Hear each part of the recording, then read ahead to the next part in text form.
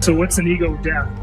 The ego is a sense of self that arises when the mind is completely unobserved.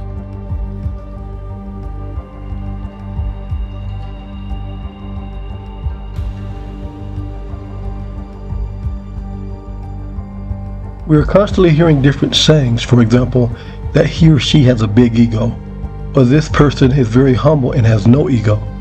This can get confusing when it comes to understanding who we really are. It paints a black and white illusion of who we are supposed to be and how we're supposed to act. It has been said that during a spiritual awakening, the ego dies. This adds a belief and a misconception that the ego is a bad thing, as in most cases, the ego gets a bad reputation. The goal of this video is to help others own their self-worth by providing insight of how the ego and the true self play a role in our personal evolution. So what's an ego death? Ego death is described as a phase in a spiritual awakening where the ego's grip loosens, dissolving boundaries between self and other. Often described as a feeling of temporarily losing your self-identity. The ego usually returns but is more balanced. This allows the person's actions to come from a deeper, more selfless place and not self-interest. Contrary to popular belief, the goal isn't to kill the ego, but to rise above its limitations, allowing the soul or true self to emerge. Here to overcome is the limitations of the ego.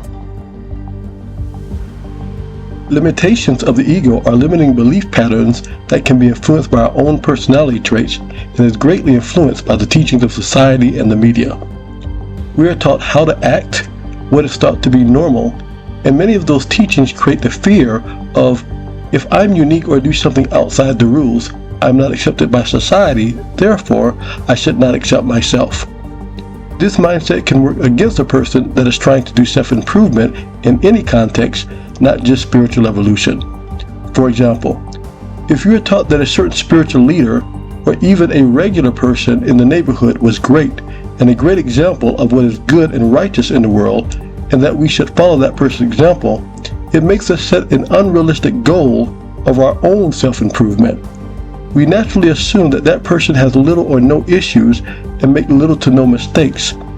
This puts extra pressure on us to be someone we're not, which makes us not want to be our true self. Egoic identity, whether personal or collective ego. They are the two aspects of ego. But ego is always identification with something, and identification means it gives you your sense of self. This is what I call a whole being approach. One of my mottos is whole self, whole art. And it's only with considering all aspects of your being that you can truly flourish. Like many that are influenced by the limitations of the programming of the ego, I too was confused about where the ego ends and the true self begins. For this reason, I was under the false impression that I had to be all divine and perfect, and that if I entertained anything that had to do with gratifying the ego, I was not being real with myself. While I thought I was making progress by restricting myself in certain areas of my life, I found that in the end, I was only working backwards and creating yet again the feeling of being caged, which gave me the urge to bend my own rules for myself. I learned that while the true self indeed has to do with the divine higher self, your whole self still has to survive in a physical world. The whole self is everything about us. Divine true self, ego, and all. And the ego, however balanced, is still needed to survive and must be nurtured just as well. This helped me to do what is right for me, and I felt that I was making more progress. Growing up, I was always inspired by people in both real life and movie characters such as pirates, as they didn't walk around judging themselves for who they were, no matter what society said, and that they never apologized for being who they were. They lived free and accepted and loved themselves.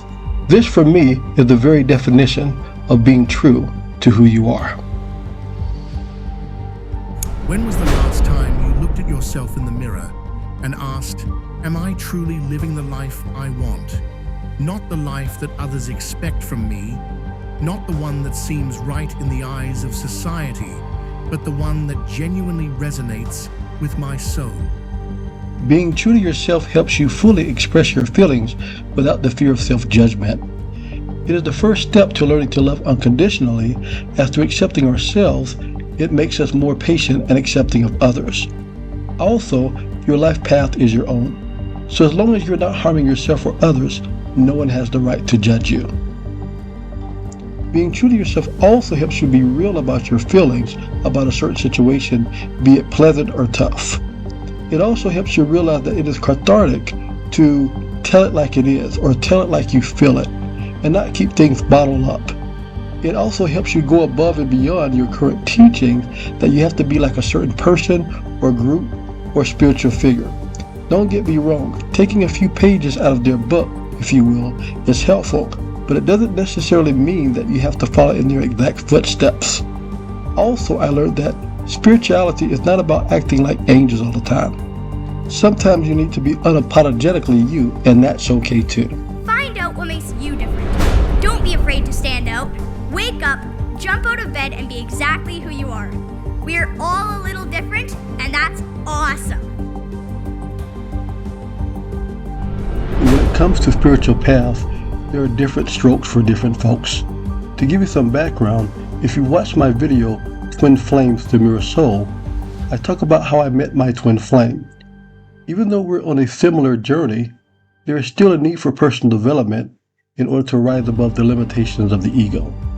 That being said, when we were going through our spiritual awakening together, there were times when I was weak and not so productive in indulging or not indulging in old habits, and would receive angel numbers, messages, and visions, even crippling spiritual awakening anxiety symptoms as I was going through the ego death process, because the habits didn't align with my spiritual path. But my twin flame would indulge in the same habits sometimes at the same time, and they would not receive so much as a spiritual slap on the wrist, as it were. At the time, this was seemingly unfair and a double standard, as supposedly we're on the same life path and generally on the same ascension level in our spiritual journey. Later, I compared our two birth charts together to find out that even though we're on the same life path and on a twin flame journey, we had different individual things or skipped lessons from a previous life that we had to work on. It dawned on me that things are not so black and white when it comes to both spirituality and the lessons that we need to learn and where we are meant to be.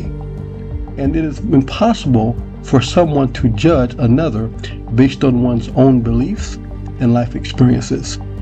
Side note, I learned that the crippling anxiety symptoms that make you feel like you're actually dying would happen right after one would indulge in those old habits. I found that they were not happening as punishment, but from the ego fighting to maintain control, which causes stagnant energy in the chakras. This anxiety is a byproduct of the chakras trying to recalibrate from the dense energy that is caused by the ego fearing loss of control. The night is darkest just before the dawn. And so if you can just make it through this, everything else is downhill. It won't get harder. Like, this is the hardest part. I promise you, the dawn is coming.